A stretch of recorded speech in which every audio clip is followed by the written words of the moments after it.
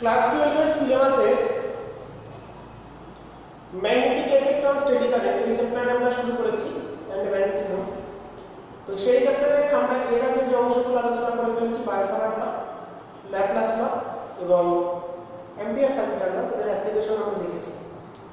তো আজকে আমাদের আলোচনার বিষয় হলো যখন কোন একটা আহিত কণা এবং কোন একটা তড়িৎবাহী তার চুম্বক ক্ষেত্রে স্থাপন করা হবে বা আধানটা গতিশীল হবে, তখন তার উপর কত চুম্বক বল কাজ করে সেটা আমাদের নির্ণয় করতে হবে। তো সেটাই হচ্ছে magnetic field and magnetic force. তো ধরো কোন একটা চুম্বক ক্ষেত্র আছে, ধরো এই ডিরেকশনে আছে,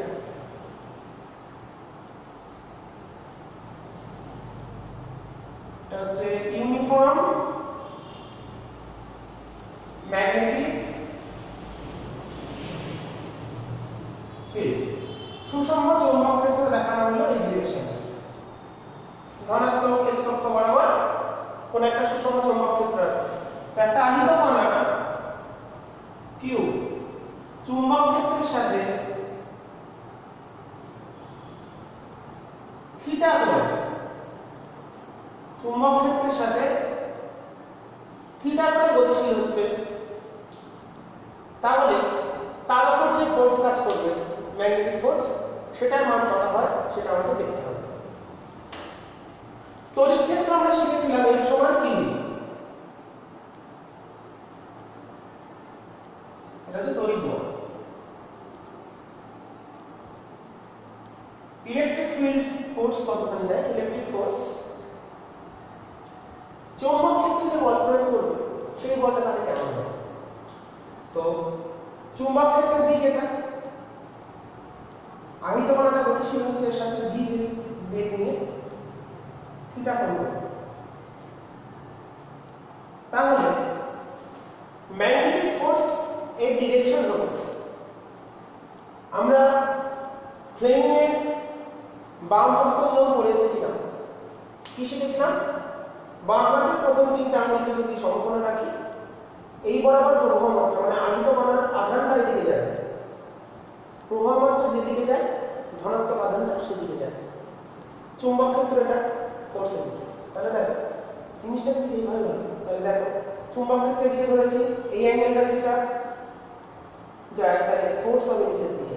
তার মানে এখানে আহিত কণার উপর যে ফোর্স কাজ করবে সেটা হচ্ছে নিচের দিকে। তার মানে আহিত কণার যে ফোর্স বা বলের অভিমুখ সেটা কিন্তু দেখো আমাদের v ক্রস b বরাবর, তাহলে এর ডিরেকশন কোন দিকে, f এর অভিমুখ হবে, তাহলে f এর অভিমুখের একক ভেক্টর যদি ভাবি তাহলে v cross b by mod of v cross b, এটাই হচ্ছে ফোর্সের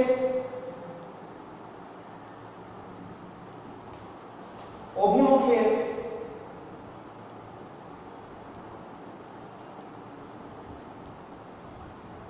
একক ভেক্টর। ফোর্সটা কোন দিকে কাজ করবে, v cross b by mod of v cross b, এটা হচ্ছে ডিরেকশন ফোর্সের আমাদের ম্যাগনেটিক ফোর্সের। তার মানে এবং ফোর্সের মানটা কত হবে, মান হবে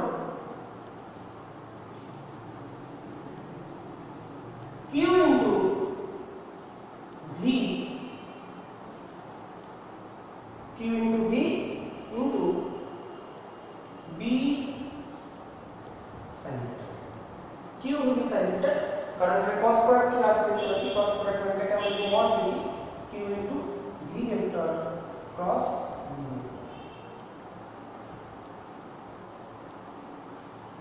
ওকে, তো এটাকেই বলা হচ্ছে ম্যাগনেটিক ফোর্সের ম্যাথমেটিক্যাল এক্সপ্রেশন। আবার আহিত কণাটা যদি গতিশীল হতো, ধরো চুম্বক ক্ষেত্রের দিকে আছে, আহিত কণা এদিকে গতিশীল হয়, এই অ্যাঙ্গেলে যদি থিটা পাবে, এটা যদি v হয়, তাহলে দেখো v ক্রস b করলে ফোর্সের ডিরেকশনটা হচ্ছে,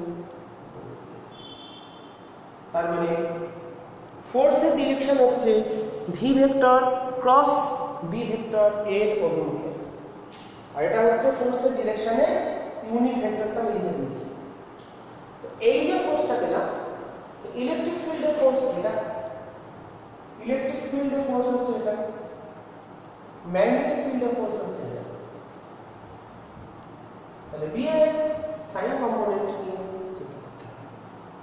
ওকে, তাহলে ভি ক্রস বি বরাবর,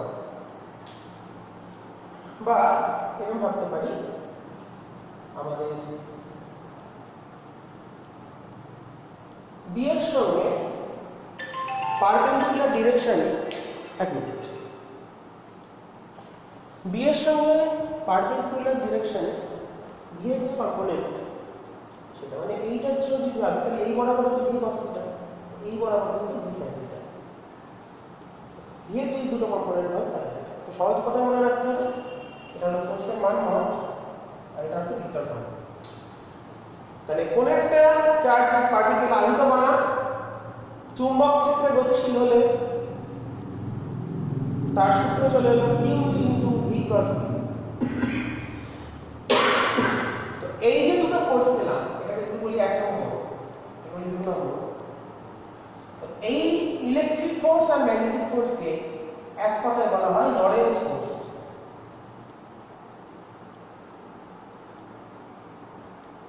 কারণ লরেন্জে ফোর্সের ম্যাথমেটিক্যাল এক্সপ্রেশনটা পরীক্ষালব্ধভাবে ডিরেকশনটা কেমন হতে পারে, তো এটাকে বলা হচ্ছে লরেন্জ ফোর্স। তো ইলেকট্রিক ফিল্ডে যে ফোর্স F সমান q, তাহলে F লরেন্জ ফোর্সের এক্সপ্রেশনটা কি? ইলেকট্রিক ফিল্ডের ক্ষেত্রে লরেন্জ ফোর্স হলো qv, ম্যাগনেটিক ফিল্ডের ক্ষেত্রে q into v cross v।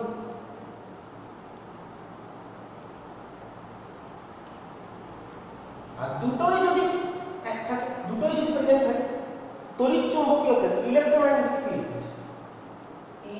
Electric field আছে ম্যাগনেটিক ফিল্ড আছে, সেই ক্ষেত্রে হবে q ইনটু e প্লাস এই দুটো যোগ করে দিচ্ছি, ভেক্টর যোগফল v ক্রস, ঠিক আছে। তাহলে ফোর্সের মানটা হচ্ছে q v sin থিটা, আর ডিরেকশন হচ্ছে v ক্রস v বরাবর। v ক্রস v বরাবর মানে এই যে ফোর্সটা সেটা v ভেক্টর ও b ভেক্টর উভয়ের সাথেই লম্ব দিকে। তার মানে ম্যাগনেটিক ফোর্সটা ভেলোসিটি ভেক্টর এবং ম্যাগনেটিক ফিল্ড ভেক্টর দুজনের সাথে লম্ব অভিমুখে ক্রিয়া করে। তো তড়িৎ ক্ষেত্রে লরেন্জ বল F সমান qv, চুম্বক ক্ষেত্রে q v ক্রস। তড়িৎ চুম্বকীয় ক্ষেত্রে দুটোই যদি প্রেজেন্ট থাকে, সেই ক্ষেত্রে তড়িৎ বল আর চুম্বক বলটাকে যোগ করে দিতে হবে। এবার আমরা চলে আসি, তো ম্যাগনেটিক ফোর্স নিয়ে আমরা আলোচনা যেহেতু করছি সেটা নিয়ে আমরা সীমাবদ্ধ থাকবো আপাতত। তো এখানে তাহলে আমরা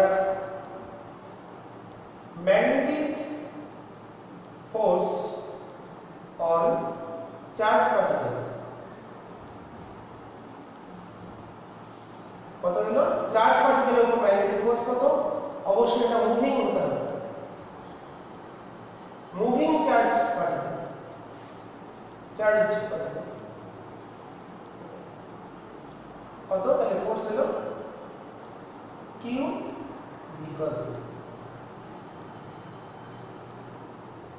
আর মানটা কত হলো? মড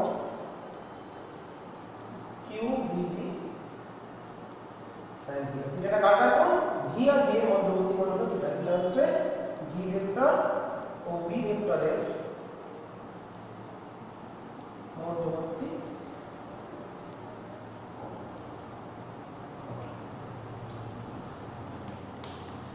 এবার তাহলে প্রত্যেকটাই হচ্ছে লরেন্জ বল, মনে রাখতে হবে লরেন্জ বলটাই হচ্ছে লরেন্জ যে ভেক্টর এক্সপ্রেশনটা আমরা দেখলাম সেটা হচ্ছে লরেন্জ করেছিলেন, আর ফোর্সের ডিরেকশন আমরা বাম হস্ত সূত্র থেকে পেয়ে যেতে পারি। তো এবার দেখো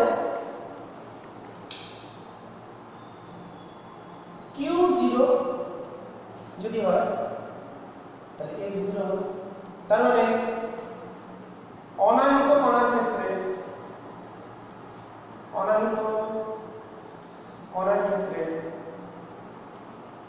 চুম্বক ক্ষেত্রে কোনো বল কাজ করবে না, চৌম্বক বল শূন্য। অনাহিত কণার ক্ষেত্রে কোনো চৌম্বক বল কাজ করবে না।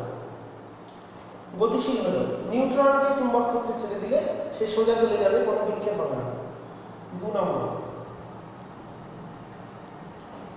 স্ট্যাটিক চার্জ V0 হলে F0 মানে স্থির আধান,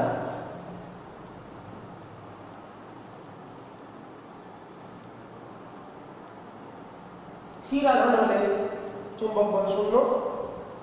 3 নম্বর থিটা যদি 0 ডিগ্রি হয়, 0 বা 180, সেক্ষেত্রে চুম্বক বল শূন্য। তার মানে কোন আহিত কণা, ধরো চুম্বক ক্ষেত্রের দিক এটা ধনাত্মক x অক্ষ, তো আহিত কণাটা যদি সমান্তরালে গতিশীল হয় বা বিপরীত দিকে গতিশীল হয় তাহলে তার উপর কোনো চুম্বক বল কাজ করবে না। তাহলে চুম্বক বল শুধুমাত্র লম্ব উপাংশের জন্য কাজ করে, বি এর লম্ব দিকে গতিশীল হলে, সেই জন্য এখানে বি সাইন থিটা উপাংশটা নেওয়া হয়েছে। চুম্বক বল কাজ করে শুধুমাত্র লম্ব উপাংশের জন্য, তো সেই কারণে এখানে বিটা বি সাইন থিটা চলে এসেছে, কোসাইন কিন্তু নয়। তার মানে সুতরাং কোন আহিত কণা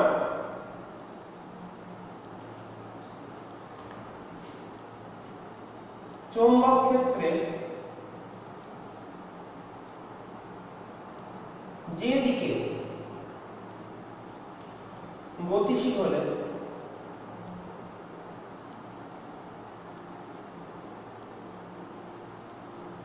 তার উপর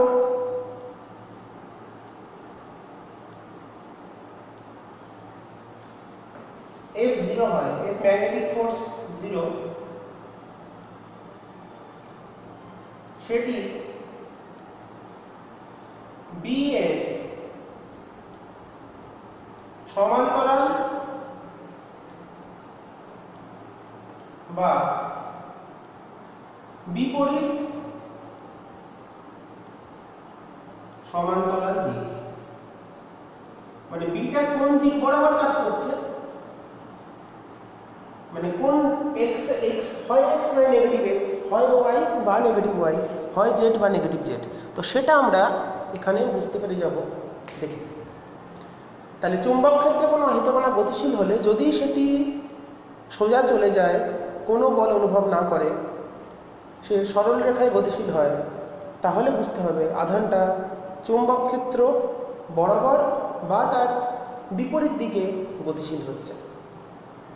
ঠিক আছে, তাহলে যদি x অক্ষ বরাবর গতিশীল করি, তার মানে বুঝে গেলাম যদি x অক্ষ বরাবর কোনো আহিত কণাকে গতিশীল করা হলে, x অক্ষ বরাবর যদি কোনো আহিত কণাকে গতিশীল করি, তাতে যদি দেখি আধানটার উপর কোনো বল কাজ করছে না, সে সোজা চলে গেল x অক্ষ বরাবর, তার মানে হয় চুম্বক ক্ষেত্রটা x অক্ষ বরাবর কিংবা নেগেটিভ x অক্ষ বরাবর। ঠিক আছে, এটা দিক নির্ণয় করা যায়, ডিরেকশনটা মোটামুটি এভাবে পাওয়া যায়। তাহলে এই তিনটে কন্ডিশন, অনাহিত কণার ক্ষেত্রে চুম্বক বল শূন্য, স্থির আধানের ক্ষেত্রে চুম্বক বল শূন্য, সমান্তরাল বা বিপরীত সমান্তরাল ভাবে গতিশীল আধানের ক্ষেত্রে চুম্বক বল শূন্য।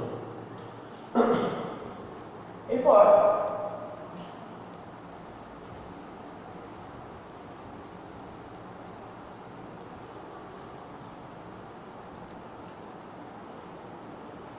যদি থিটা সমান π/2 বা 90 ডিগ্রি হয়, সমকোণে গতিশীল, মানে চুম্বক ক্ষেত্রের সাথে কোন আহিত কণা যদি সমকোণে গতিশীল হয়,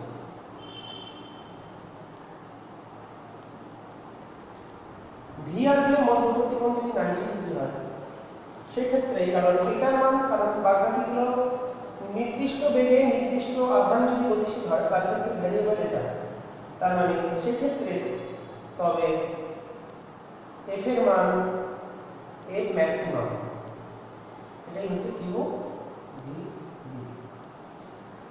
কারণ সাইন 91 তাহলে বি সমান চলে এলো F by Q V F max. তার মানে যদি কিউ সমান 1 কুলম্ব হয়, ভি সমান 1 মিটার পার সেকেন্ড হয় এবং এফ ম্যাক্সিমাম সমান 1 নিউটন হয়, তবে বি সমান হবে 1 টেসলা। তাহলে এখান থেকে আমরা ডেফিনেশন অফ ম্যাগনেটিক ফিল্ড বা 1 টেসলার একক মানে চুম্বক ক্ষেত্রের ধারণা পেতে পারি। তাহলে কি ডেফিনেশন হলো? 1 কুলম্ব মানে একটি আধানকে ধনাত্মক আধান ধরে নিয়েছি, এখানে আধানকে নেগেটিভ লিখবো 1 মিটার পার সেকেন্ড বেগে চৌম্বক ক্ষেত্রের সাথে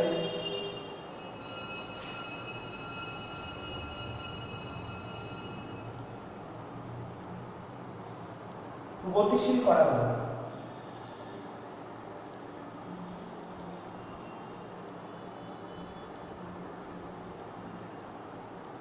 চৌম্বক ক্ষেত্রের সাথে গতিশীল করা হলে আধানটির উপর সর্বোচ্চ প্রযুক্ত বল 1 নিউটন হলে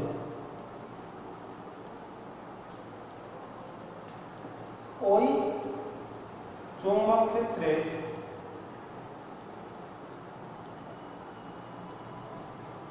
মান হবে 1 টেসলা। ডেফিনেশন অফ 1 টেসলা চুম্বক ক্ষেত্রের ডেফিনেশন আমরা এইভাবে পেতে পারি সর্বোচ্চ বলের ধারণা থেকে। ঠিক আছে,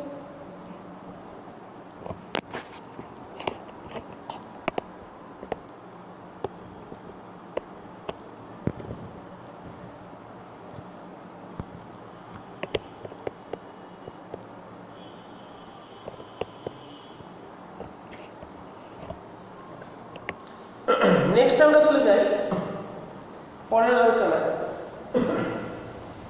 তো এই যে ফোর্সের ম্যাগনেটিক ফোর্সের আমরা এক্সপ্রেশনটা পেয়েছি,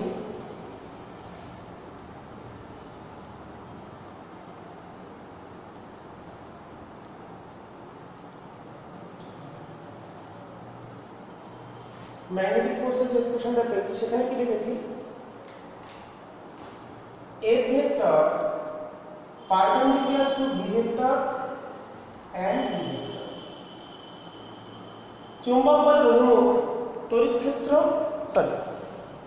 বি ভেক্টর মানে চৌম্বক ক্ষেত্র এবং ভেলোসিটি ভেক্টর মানে গতিশ বেগের সাথে লম্ব দিকে হয়, কারণ ভি আর বি এর ক্রস গুণ করে এফ এর দিক পাওয়া যায়। ভেক্টরের ক্রস গুণের নিয়ম অনুসারে তাই তো জানি ভি আর বি এর দিক যেদিকে হবে প্রত্যেকের সঙ্গে একটা অবশ্যই লম্ব হবে। তো চিন্তা করো, ধরুন যদি একটা চুম্বক ক্ষেত্র এই হয়, আমরা প্রথমে লিখেছি এদিকে ভি আছে ধরো, তাহলে ভি ক্রস বি আমাদের ভি ক্রস বি করলাম, তাহলে ফোর্সটা নিচের দিকে।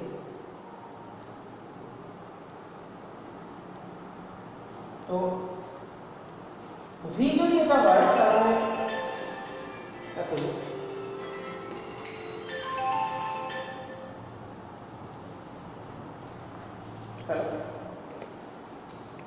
হ্যালো ক্লাস হচ্ছে এখন, আমি 10টা থেকে ফোন করব। কালকে এখন ঠিক করলে আপনি 10টায় ফোন করুন, কথা বলতে ব্যস্ত আছে তো।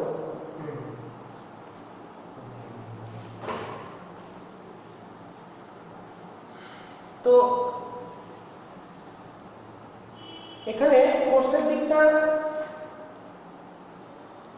ভেলোসিটি আর ম্যাগনেটিক ফিল্ড দুটোর সাথেই লম্ব। তো আহিত কণাটা যদি এখান থেকে স্টার্ট করে, এই বিন্দু থেকে যদি গতিশীল হয়, তার কিন্তু ডিসপ্লেসমেন্ট এদিকেই হবে, কারণ ভি সমান আমরা জানি dsdt। তার মানে s vector must be perpendicular to s vector. Okay, সরণটা অবশ্যই ফোর্সের সঙ্গে যে কোনো মুহূর্তে সরণ অবশ্যই লম্ব দিতে হবে। তাই যদি হয় তাহলে work done equals to m dot s equals to 0। লম্ব হলে লম্ব 0 হয়। কৃতকার্য মানে কোন একটা ধরে যদি ভি বেগে গতিশীল হয় কোন একটা কণা, যদি মনে করি ভরে m, কৃতকার্য মানে আমরা জানি গতিশক্তির পরিবর্তন। কৃতকার্য মানে গতিশক্তির পরিবর্তন সমান 0। তার মানে গতিশক্তির পরিবর্তন কনস্ট্যান্ট মানে 0, মানে হতে গতিশক্তি স্থির।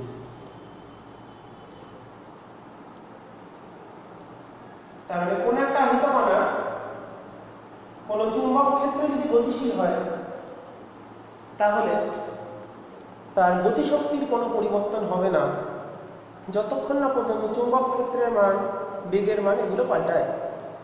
চুম্বক ক্ষেত্র যদি পাল্টে যায়, সেক্ষেত্রে গতিশক্তি পাল্টাতে পারে, কিন্তু স্থির মানে চুম্বক ক্ষেত্রে গতিশীল আহিত কণার গতিশক্তি স্থির, তার মানে সমবেগে গতিশীল হবে। তার গতিশক্তি স্থির মানে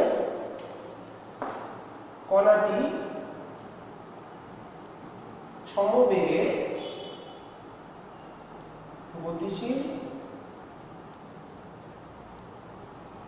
হবে। স্থির মানে চুম্বক ক্ষেত্রে আহিত কণার সর্বদা সমবেগে গতিশীল হয়। ঠিক আছে, এটা আমাদের কিছুটা আলোচনা আমরা করলাম। এরপর আমরা চলে যাব চুম্বক ক্ষেত্রে গতিশীল আহিত কণার সঞ্চালন, ট্র্যাজেক্টরি।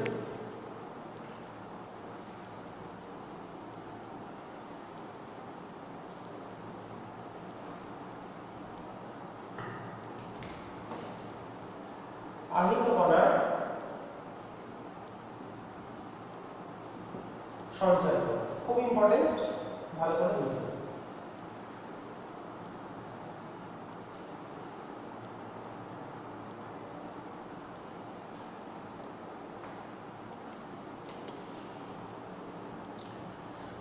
তো প্রথম 1 নম্বর,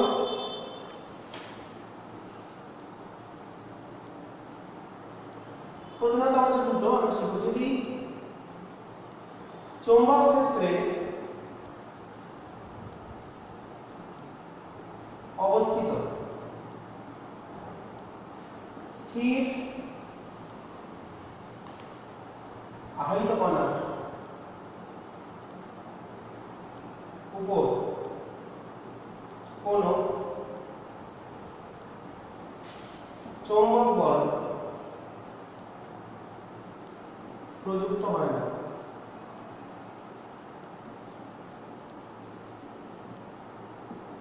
চৌম্বক ক্ষেত্রে অবস্থিত কোন স্থির আহিত কণার উপর কোন চৌম্বক বল প্রযুক্ত হয় না, সুতরাং আহিত কণাটি স্থির থাকবে।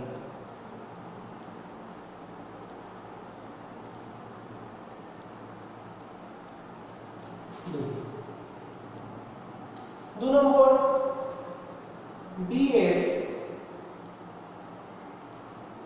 সমান্তরালে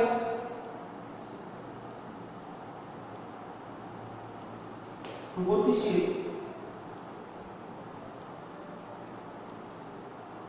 আহিত কণার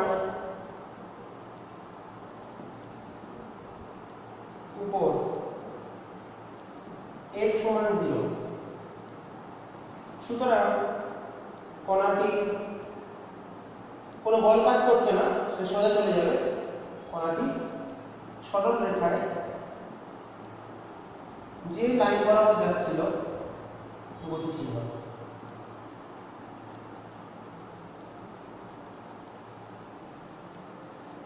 তাহলে চুম্বক ক্ষেত্রের সাথে সমান্তরালে বা বিপরীত দিকে গতিশীল হলে কোনো ফোর্স কাজ করে না, সুতরাং এক্ষেত্রে সঞ্চার পথটা হবে সরল রেখা।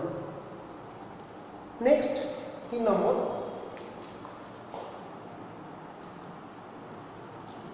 সমকোণে বি এর সাথে সবচেয়ে ইম্পর্টেন্ট, সমকোণে গতিশীল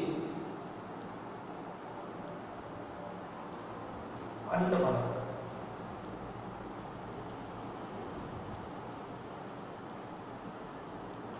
সঞ্চার পথ হবে বৃত্তাকার। কেন হবে এটা আমাদের দেখতে হবে। দেখি এটা আমরা ছবি এঁকে ভালো করে বোঝা নেব। ফার্স্ট কি দেখলাম, কোনো চুম্বক ক্ষেত্রে যদি কোনো আহিত কণা স্থির থাকে তাহলে তার উপর কোনো চুম্বক বল ক্রিয়া করবে না, কণাটি স্থির থাকবে। তারপরে কি দেখলাম, চুম্বক ক্ষেত্রে যদি সমান্তরালে কোনো গতিশীল হয় আহিত কণা, তার উপরে কোনো চুম্বক বল কাজ করে না, আহিত কণাটা সরল রেখায় গতিশীল হয়। আর 3 নম্বর যেটা লিখেছি এটা আমরা দেখবো ম্যাথমেটিক্যালি, ছবি আঁকবো। চুম্বক ক্ষেত্রের সাথে যদি সমকোণে গতিশীল হয় আহিত কণা, তখন তার সঞ্চার পথ হয় বৃত্তাকার। দেখি তো কেন বৃত্তাকার হয় সেটা আমাদের দেখতে হবে।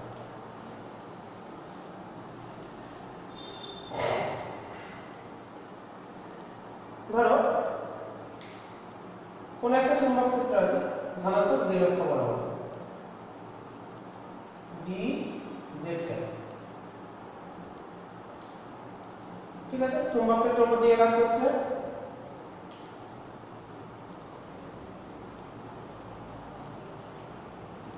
z অক্ষ বরাবর একটা আহিত কণাকে আমরা এদিকে x y তার একটা আহিত কণাকে মূল বিন্দু থেকে চুম্বক ক্ষেত্র সুষম সম্পূর্ণ দিকে আহিত কণাকে v বেগে y অক্ষ বরাবর পাঠানো।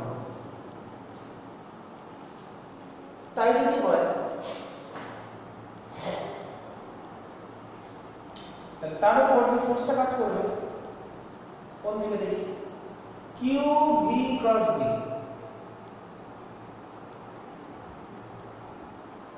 q ভিটা কত v j cap cross b k cap, k cap বলি z ক্যাপ লিখলে তোমাদের বুঝতে অসুবিধা হবে। তাহলে j ক্রস k মানে i, মানে q v b i cap, তাহলে ফোর্সটা কাজ করবে এই ডিরেকশনে। তার মানে আহিত কণা যদি এদিকে যায় তার উপর এইদিকে একটা xy তলে ও x বরাবর আধানটার উপর বল কাজ করছে, তাহলে এখন কিন্তু সোজা যাবে না, জিনিসটা কিন্তু একটু বেঁকে যাবে। এরকম জায়গায় ধরে কেন বেঁকে গেল, এইদিকে যাচ্ছিল v নিয়ে ফোর্সের দিকে, তাহলে আধানটা যদি এদিকে যায় তাহলে এইদিকে একটা ফোর্স আছে, তাহলে জিনিসটা এইভাবে বেঁকে যাবে। চুম্বক ফোর্সটা দিয়ে কাজ করতে এদিকে বেঁকিয়ে দিল, তাহলে এই মুহূর্তে তার বেগের দিক কিন্তু এখন কিন্তু xy তলে চলে এসেছে, ভেলোসিটির এদিকে, চুম্বক ক্ষেত্র তো উপরেই, সেই ক্ষেত্রেও কিন্তু ফোর্সটা হয় এদিকে। প্রত্যেকটা ক্ষেত্রে যে ফোর্স কাজ করছে সেটা কিন্তু আমাদের কণাটাকে xy তলে ঘোরা দাঁড়ানো করেছে। চিন্তা করে দেখো, এইভাবে প্রত্যেকটা বিন্দুতে এর উপর যে ফোর্সগুলো কাজ করবে সেই ফোর্সগুলো প্রভাবে, সেই ফোর্সের প্রভাবে আহিত কণাটি xy তলের উপর একটা বৃত্তপথে ঘুরে আবার প্রাথমিক অবস্থানে চলে যাবে। ঠিক আছে, জিনিসটা কেমন হচ্ছে, এখান দিয়ে স্টার্ট করলো, এই গেল, এই গেল, এই গেল, প্রত্যেকটা বিন্দুতে এখানে চুম্বক ক্ষেত্র এদিকে ফোর্স এদিকে হচ্ছে ভি ফোর্স হবে সবসময় সেন্টার বরাবর সেন্টারটা যদি আরো ভালো করে আঁকা যায় জিনিসটা আরো সুন্দর করে ছবিটা দেখিয়ে দিই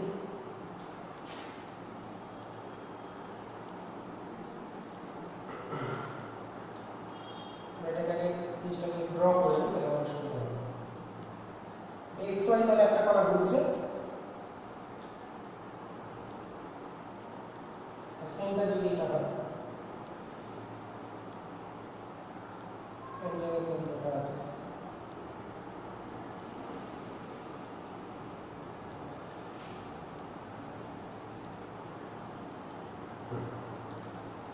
কেন্দ্র জায়গা ধরো কেন্দ্র আছে প্রত্যেকটা ক্ষেত্রে যে বলটা কাজ করে সেটা কিন্তু কেন্দ্র বরাবর কাজ করে কেন্দ্রাভিমুখী বল এখানে ভেলোসিটি এদিকে এখানে যখন এসে বিটা সবসময় উপরের দিকে বিটা লম্বভাবে উপর দিকে কাজ করছে চুম্বক ক্ষেত্রে তো ভেলোসিটি আর ফোর্স ভি ক্রস ডি করলে প্রত্যেকটা ফোর্স কিন্তু প্রত্যেকটা অবস্থানে তাকে ঘুরিয়ে দিচ্ছে একটা এক্স ওয়াই বলে তাহলে এফ বলের প্রভাবে প্রত্যেকটা অবস্থানে আহিত কণাটি একটা বৃত্তপথে ঘুরে যাবে তাহলে এফ সুতরাং এফ বলে আমাদের এক্স অক্ষ ধরেছিল এফ বলের প্রভাবে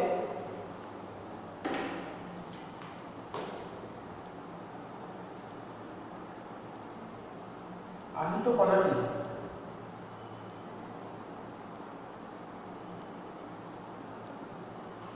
একটি নির্দিষ্ট বিন্দুকে কেন্দ্র করে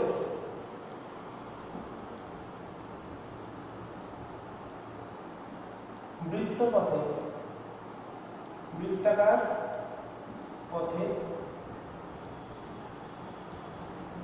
ঘুরতে থাকে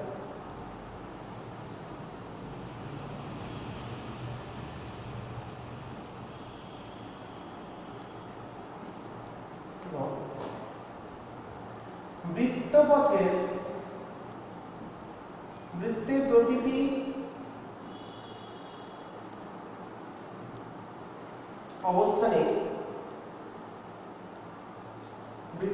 অবস্থানে আধানটির উপর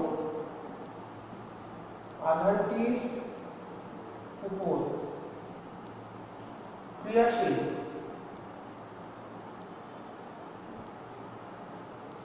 বলের অভিমুখ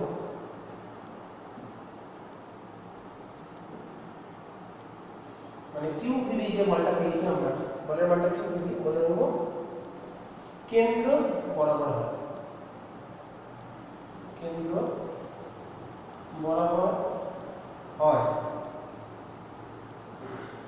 এখানে প্রত্যেকটা অবস্থানে আধানটার উপর যে বল কাজ করছে সেই বলটার অভিমুখ হচ্ছে কেন্দ্র বরাবর সুতরাং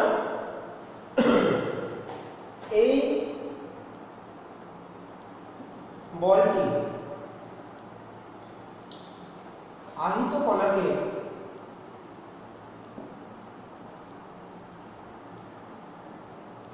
বৃত্তপথে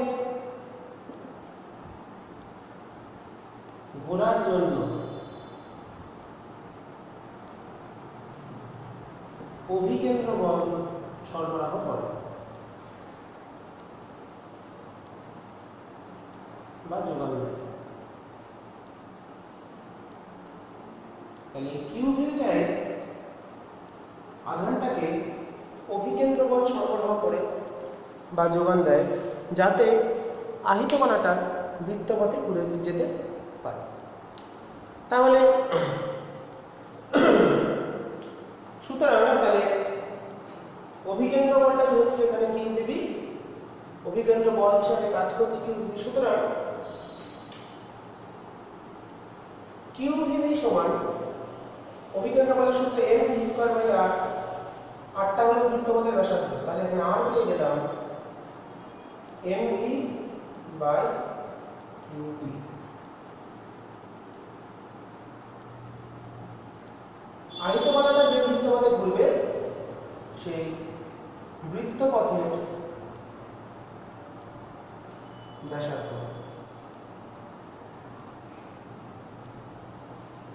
আহিত কণাটা যে বৃত্তপথে ঘুরবে তার ব্যাসার্ধের মানটা হচ্ছে r = হলো qv/mv, সরি mv/qv।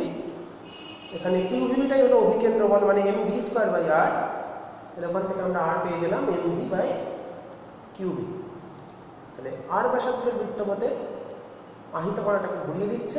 কেন ঘুরিয়ে দিচ্ছে? কারণ প্রত্যেকটা অবস্থানেই আধানটার উপর যে বল কাজ করছে সেই বলটা একটা নির্দিষ্ট কেন্দ্র অভিমুখে ক্রিয়া করে, এবং এই কেন্দ্র অভিমুখে যে বলটা তৈরি হলো চুম্বক বল, সেইটাই বৃত্তপথে ঘোরার জন্য আহিত কণাকে অভিকেন্দ্র বল সরবরাহ করে, এবং তার ব্যাসার্ধ আমরা বার করে ফেললাম r = mv/qv।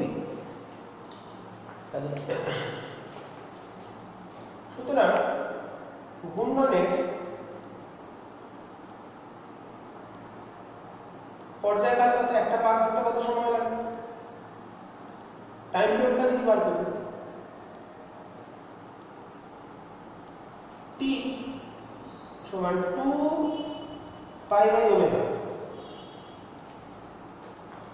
আবর্তনকাল বা পর্যায়কালকে আমরা জানি t =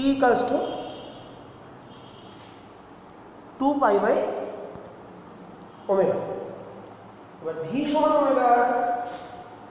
তাহলে ω সমান v/r, 2πr/v। কেন? ω = v/r। তাহলে r/v কোনটা? দেখো r/v আছে m/qv।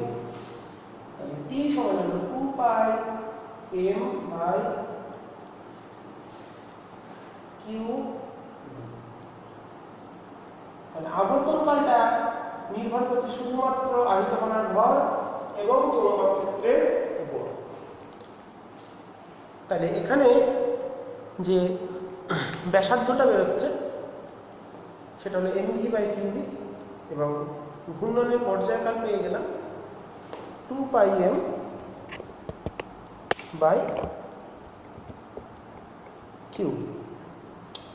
তো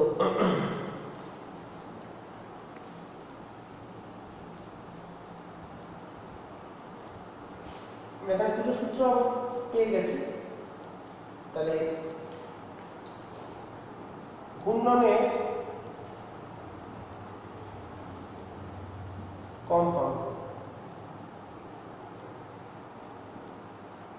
কত আসছে? n বা f, ফ্রিকোয়েন্সি 1/t, পর্যায়কালের ইনভার্স মানে qv/2π।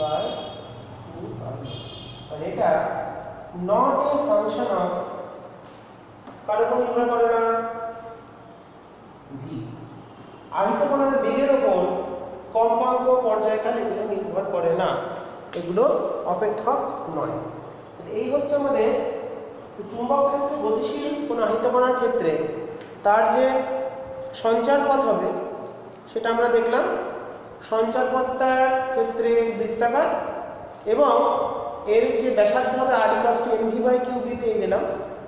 আর কি পেয়ে গেলাম? কম্পাঙ্ক কত হবে, পর্যায়কাল কত হবে।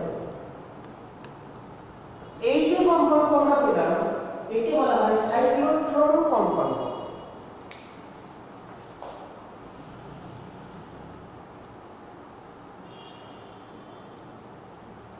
সাইক্লোট্রন ফ্রিকোয়েন্সি,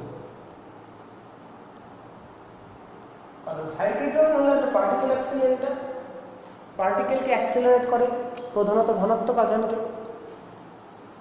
আহিত করার ক্ষেত্রে, আহিত করা বলছি, ত্বরান্বিত করার ক্ষেত্রে ব্যবহার করা হয়। তো সাইক্লোট্রন যন্ত্রে এই নিয়মকে কাজে লাগানো হয়। আমরা পড়বো, অবশ্যই পড়বো। তো তার আগে আমাদের তাহলে চুম্বক ক্ষেত্রে সমকোণে গেলে আহিত কণার সঞ্চার পথ কেমন হয় দেখে নিলাম, এবং তার উপর আর কি শিখে নিলাম, তার ব্যাসার্ধ কত হয়, বৃত্তপথের পর্যায়কাল কত হয়, এবং কম্পাঙ্ক কত হয়। এবং কম্পাঙ্কের নাম আমি বললাম সাইক্লোট্রন কম্পাঙ্ক বা সাইক্লোট্রন ফ্রিকোয়েন্সি। তো এরপর তাহলে আমরা শিখলাম স্থির থাকলে কি হয়, সমান্তরালে কি হয়, সমকোণে কি হয়। এরপর চলে আসে চুম্বক ক্ষেত্রের সাথে থিটা কোণে গেলে কেমন হবে।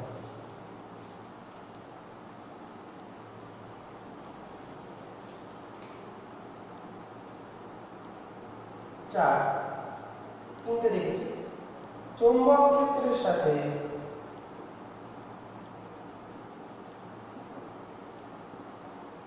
থিটা মানে থিটাটা কি লেস দ্যান 90,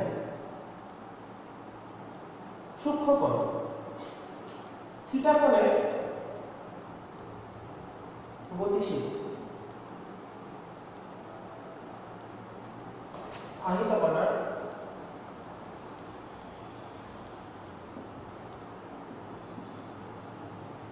সঞ্চালন।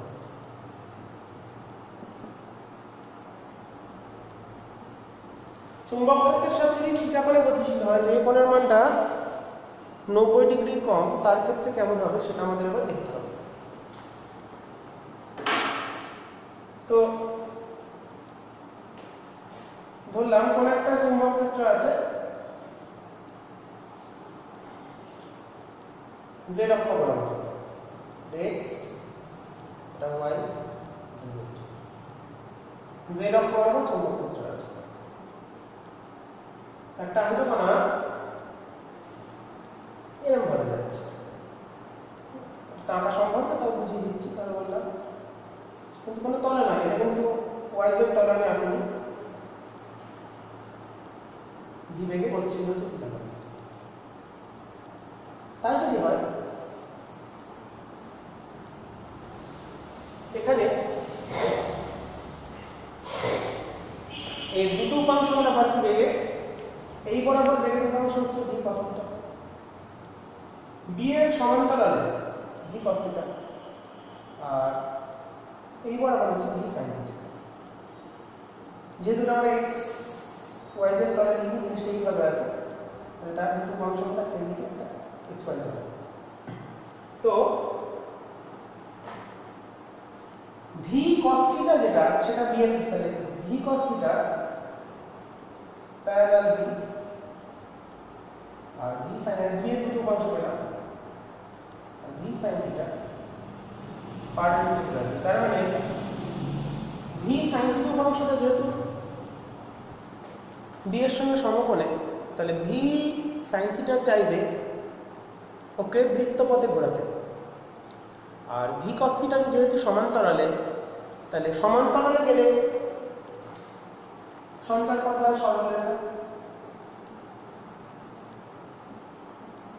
v cos θ এর জন্য সে জানে যে উপর দিকে স্ট্রেট চলে যাওয়ার চেষ্টা করবে, আর লম্ব হলে কি হয় বৃত্তাকার। এই দুটো একসাথে যদি হয়, বৃত্ততেও ঘুরবে, উপরেও যাবে, স্প্রিং এর মতন বা সর্পিলাকার, হেলিকাল, স্পাইরাল। দুটো গতির প্রভাবে আলটিমেটলি তার সঞ্চার পথটা হবে সর্পিলাকার বা স্পাইরাল বা হেলিকাল। স্পাইরাল পাথ হবে স্প্রিং এর মতো। কেমন হবে দেখি, তাহলে লাইন টেনে নিচ্ছি, সুবিধা হবে। এইটা হলো ব্যাসার্ধ অ্যাকচুয়ালি, কারণ এইটাকে ঘুরেই ঘুরবে। তাহলে এইভাবে জিনিসটাকে যদি আমরা ভাবি, এর জন্য লম্ব দুটো মতো হচ্ছে,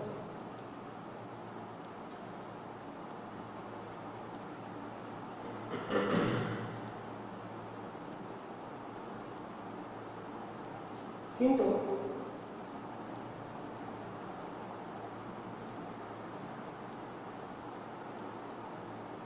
এখানে এসে মিটলো না। কেন মিট করলো না?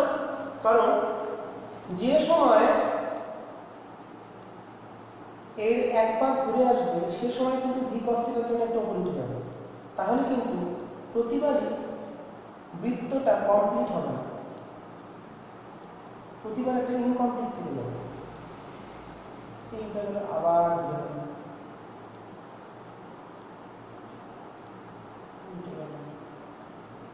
বৃত্ত করতেই পারছে না, কারণ প্রতিবার সে চেষ্টা করে উঠে যাচ্ছে।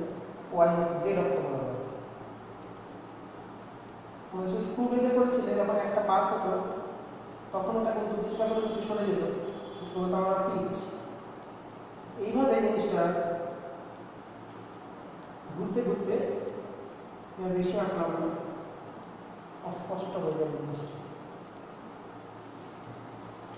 তাহলে এখানে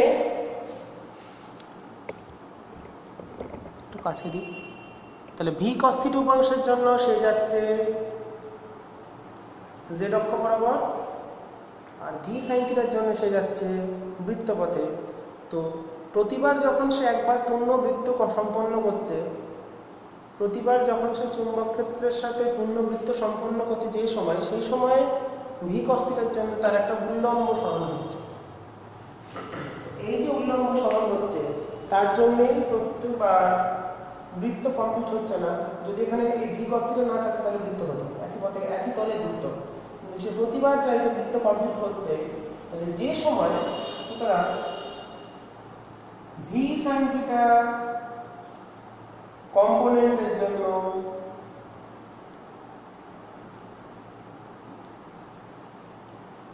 ভি সাইন থিটা কম্পোনেন্টের জন্য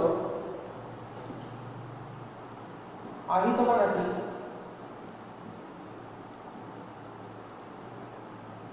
বৃত্তপথে এক পাক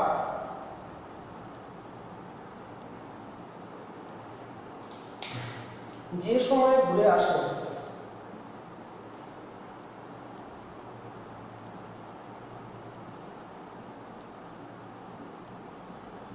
সেই সময়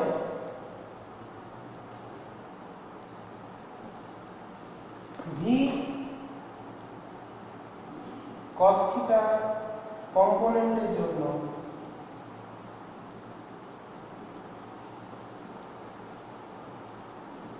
জেড অক্ষ বরাবর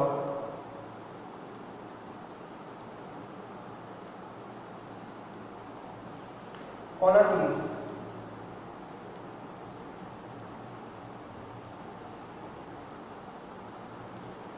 সরণ ঘটে।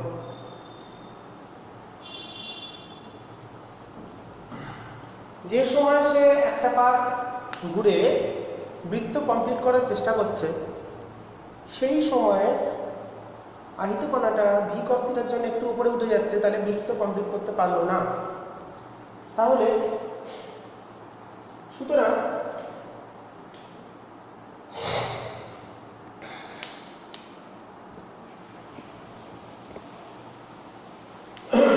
টাইম পিরিয়ডটা কত? টি সমান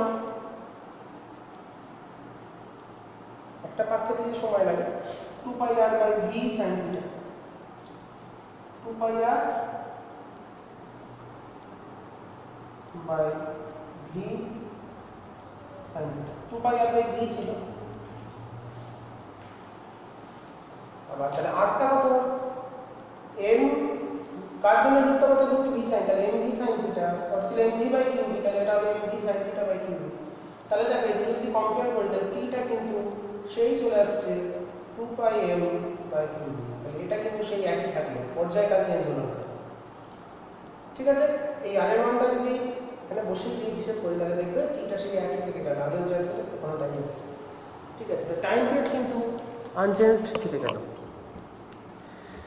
তাহলে এই এক পাক খেলে এক পাক আবর্তন করতে যে সময় লাগে, সেই সময়ে কণাটা যে লক্ষ্য বরাবর যেটাতে উঠে যায় তাকে বলা হচ্ছে পিচ। স্ক্রু পিচ করেছিলেন, এক পাক পূর্ণ আবর্তন করতে যে সময় লাগে সেটা হলো টি, সেই সময়ে যে লক্ষ্য বরাবর সরণ কত? ভি কস থিটা ইনটু টি। তাহলে ভি কস থিটা ইনটু টিটা কত? 2 pi R by V sine theta. আমরা সূত্রটা আনার জন্য করলাম, আর নিচেরটা লিখতে হতো। তার মানে 2 পাই আর ইনটু কট থিটা, তাহলে পরিধি ইনটু কট থিটা করলে পিচের মান পাওয়া যাবে। পিচ মানে কি? একবার পূর্ণ আবর্তনে কতটা উল্লম্ব সরণ হলো তাকেই বলা হচ্ছে পিচ।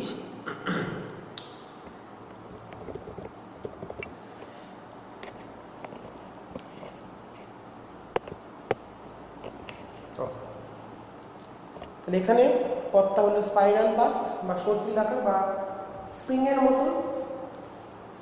আর পিচ পেলাম, পিচ মানে একবার পুনরাবর্তনে আহিত কণাটা কতটা উল্লম্ব সরণ ঘটে তাকেই বলা, যে লক্ষ্য বরাবর কতটা সে এগিয়ে গেল তাকেই বলা হচ্ছে পিচ। পিচের সূত্র হলো 2πr × cos θ। এবার চলে আসি চুম্বক ক্ষেত্রে সঞ্চারপথ সব কথা আমরা করে ফেলেছি। এবার তড়িৎ ক্ষেত্র চুম্বক ক্ষেত্র যদি একসাথে থাকে সেই ক্ষেত্রে কেমন হবে?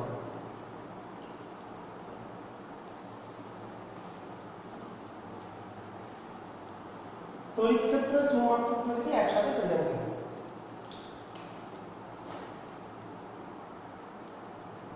তড়িৎ চুম্বকীয় ইলেকট্রোম্যাগনেটিক ফিল্ড, তড়িৎ চুম্বকীয় ক্ষেত্রে ইলেকট্রোম্যাগনেটিক ফিল্ড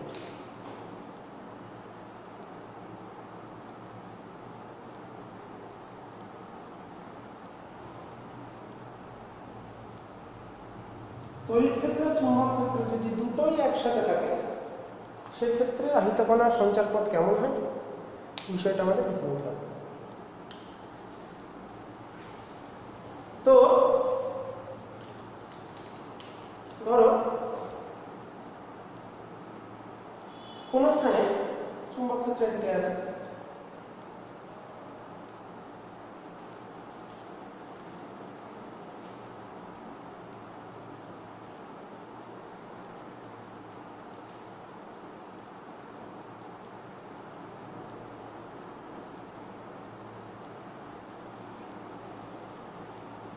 ঠিক আছে, চুম্বক ক্ষেত্রটা এদিকে আছে, তড়িৎ ক্ষেত্র ধরে এদিকে আছে।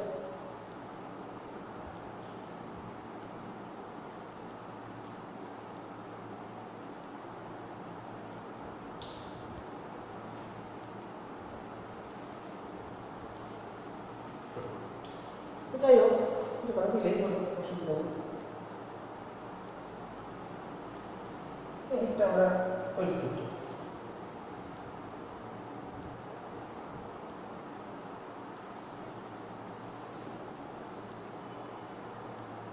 আহিত কণা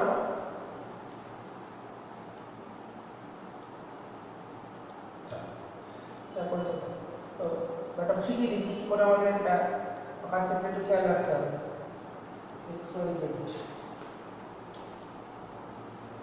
কোনো সমস্যা নেই, একটু তাও একটা কিছু নিয়ম মেনটেন করলাম। তো জেড অক্ষ বরাবর একটা আহিত কণাকে গতিশীল করেছি। তড়িৎ চুম্বকীয় ক্ষেত্রে ইলেকট্রোম্যাগনেটিক ফিল্ড, ইলেকট্রিক ফিল্ড আর ম্যাগনেটিক ফিল্ড সমকোণে থাকে। তো এই যে ছবিটা যখন আমরা আঁকবো একটু জিনিস খেয়াল রাখবো,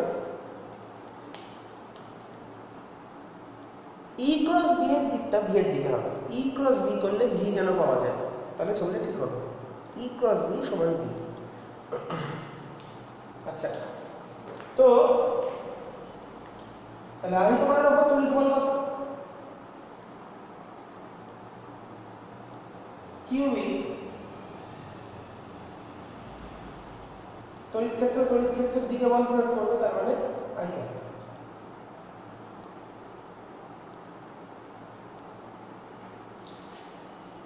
কিউবি আই ক্যাপ। তড়িৎ ক্ষেত্রের দিক কোন দিকে? এক্স অক্ষ বরাবর। তড়িৎ বল সবসময় তড়িৎ ক্ষেত্রের দিকে কাজ করে ধনাত্মক আধানের উপর। চুম্বক বল এম লিখছিলাম, এম লিখি Q V cross V, Q into V cross V. ভিটা কোন দিকে? K cap cross. বি কোন দিকে? J cap. Minus Q V K I, কে যে মানে হচ্ছে মাইনাস আই। ওকে, তাহলে তড়িৎ বল আর চুম্বক বল কোন দিকে কোনটা কাজ করছে সেটা আমরা পেয়ে গেলাম। এবার নেট বল তাহলে কত? আহিত কণার উপর নেট বল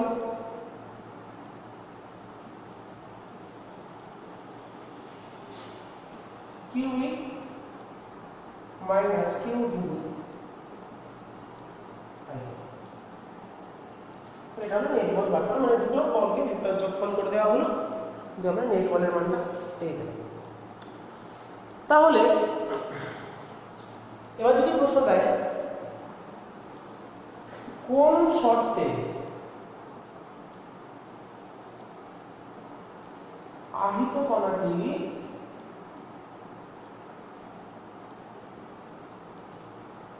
z অক্ষ বরাবর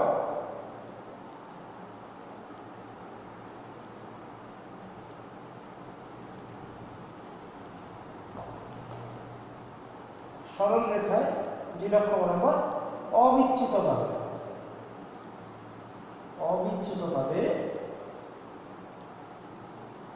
চলতে পারে।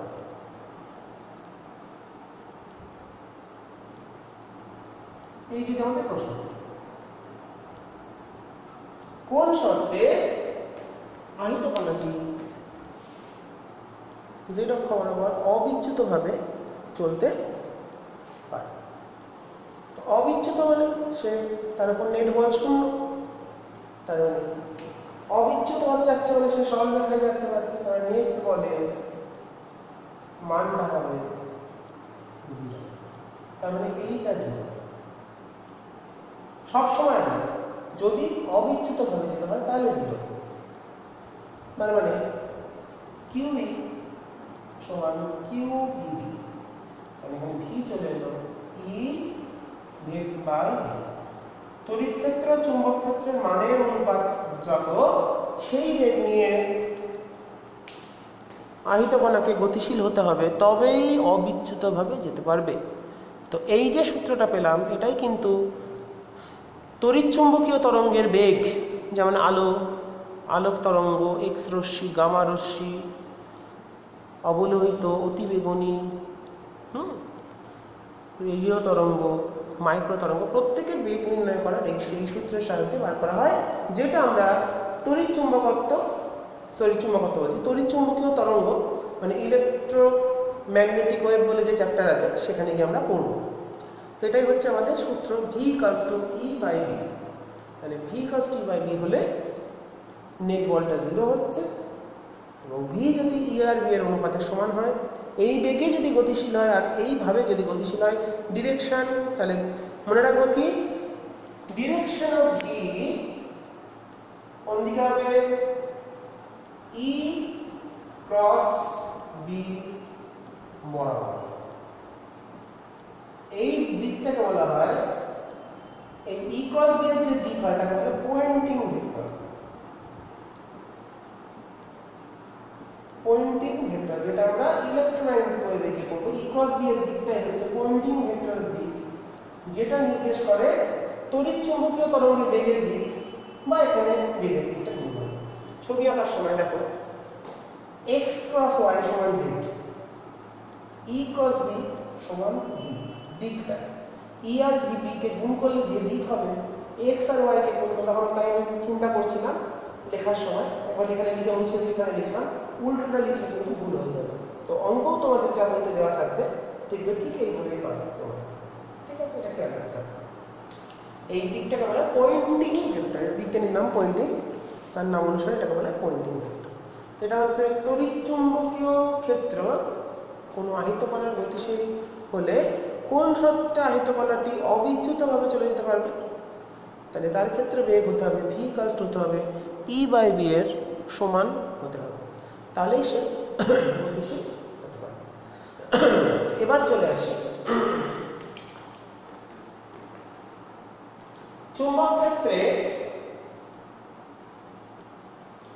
একটু টপিক একটুখানি বলে আজকে আলোচনা আমরা শেষ করব। ম্যাগনেটিক ফোর্সই বার করছি। আধানের ক্ষেত্রে কি হয় কি না হয় দেখলাম। চৌম্বক ক্ষেত্রে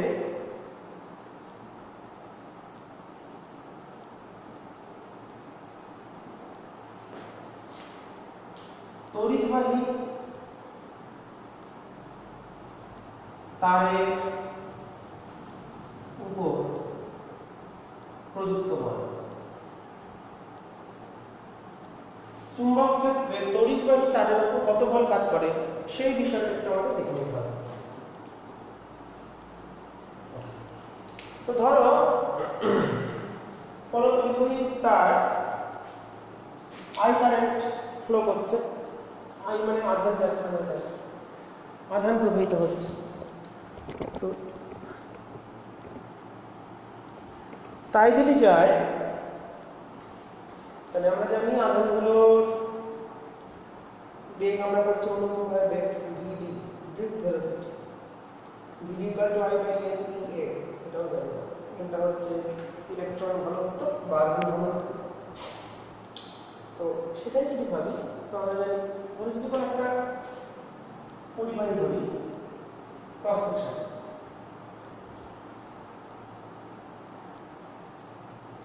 এর সারফেস কারেন্ট ডেন্সিটি যে এদিকে তড়িৎ প্রবাহ হচ্ছে। তার মানে এর ভেতর যে প্লাস চার্জ যেগুলো আছে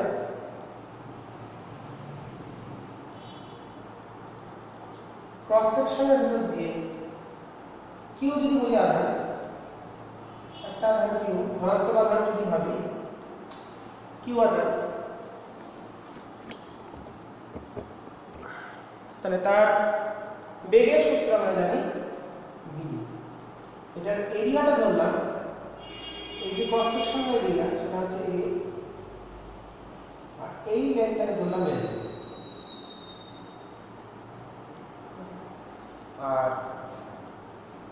আধান ঘনত্ব ধরলাম এন।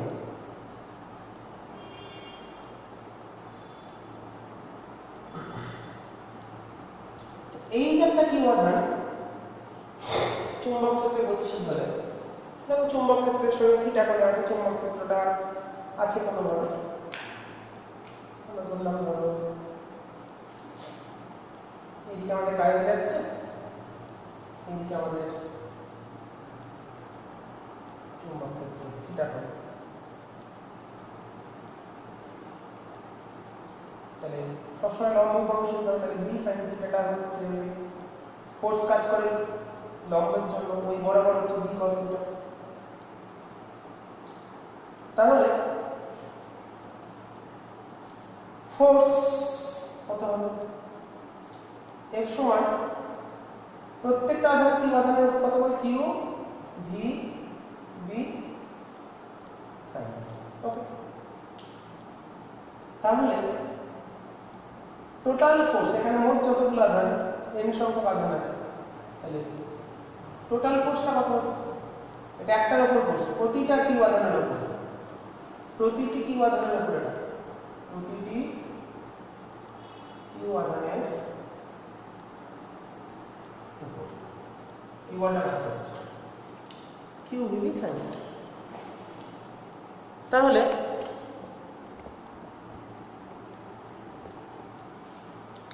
টোটাল কতটা ফোর্স কাজ করছে, এগুলো এম ড্যাশ, লেটটা কত হবে, মোট ইলেকট্রন আধানের সংখ্যা কত,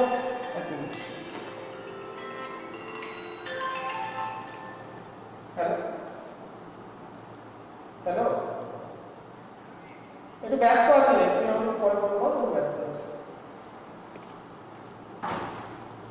তাহলে মোট যে বল, তাহলে মোট কতগুলো চার্জ আছে, আধান ঘনত্ব হচ্ছে n আর ভলিউম হচ্ছে কত, একক আয়তন আধান, আধান ঘনত্ব মানে al into Q V V sine theta. প্রত্যেকটা আধান একই বেগে একই দিকে যাচ্ছে, ভিডি ভিডি চার্জের বেগ এখানে ভিডি ধরেছে। তো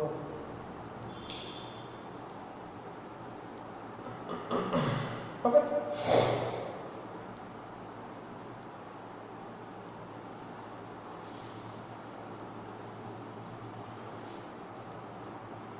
তো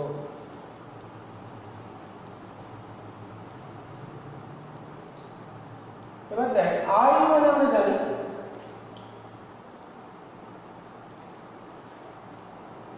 এন ই কিউ, অ্যাকচুয়ালি এ ভিডি, এন কিউ এ ভিডি, এন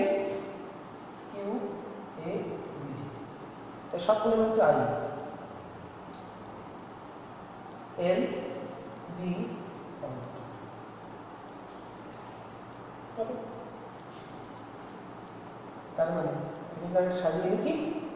তাহলে বিল সাইন থিটা সূত্র মনে রাখবো, বিল ফোর্সের সূত্র হচ্ছে বিআইএল, বিল ফোর্সের ফর্মুলা পেয়ে গেলাম এফ সমান বিআইএল সাইন।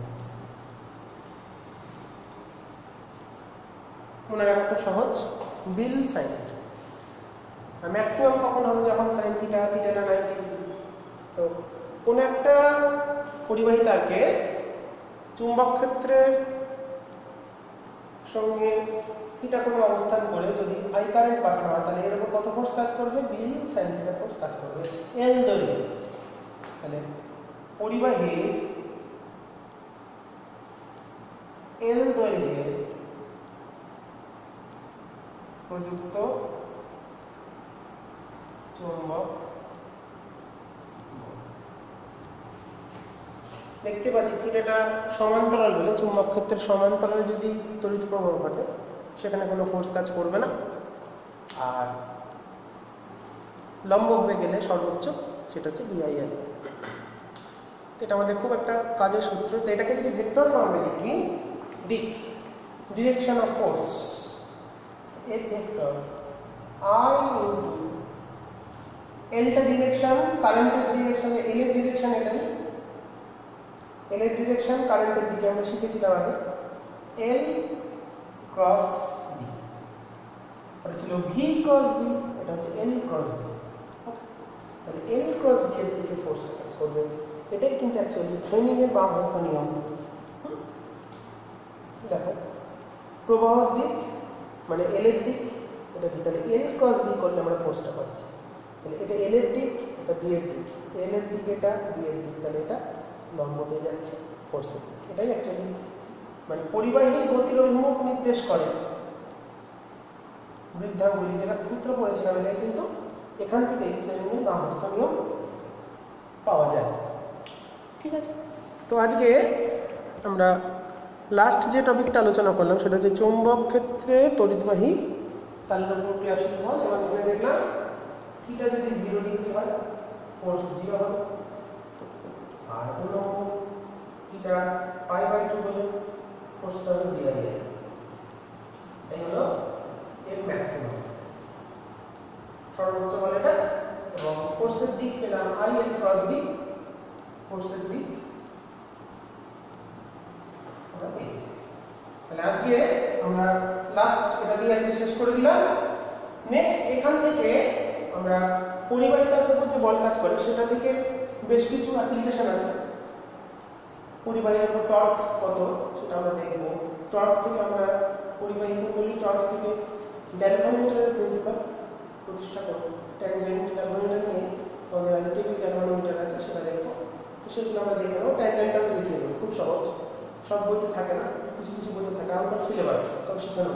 তো সেটা দেখে নিয়ে আমরা এগিয়ে যাবো।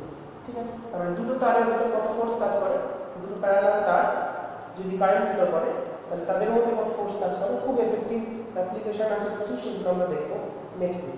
তো আজকে অবধি থাকলো, তোমরা বিষয়গুলো ভালো করে নোট ডাউন করে নাও। কোনো প্রবলেম হলে কমেন্টে জানাবে, সেখানে আমি দেখে তোমাদের উত্তর দিয়ে দেবো। ঠিক আছে, পরের ভিডিওতে আবার আমরা এরপর থেকে কন্টিনিউ করবো। ঠিক আছে, তাহলে আজকে ম্যাগনেটিক ফোর্সের বেশ কিছুটা অংশ শিখে নিলাম। আশা করি তোমাদের ভালো লাগবে, ঠিক করে বুঝে নেবে। খুব গুরুত্বপূর্ণ জায়গা ম্যাগনেটিজমের প্রশ্ন। আজকে অবধি বলে শেষ করছি।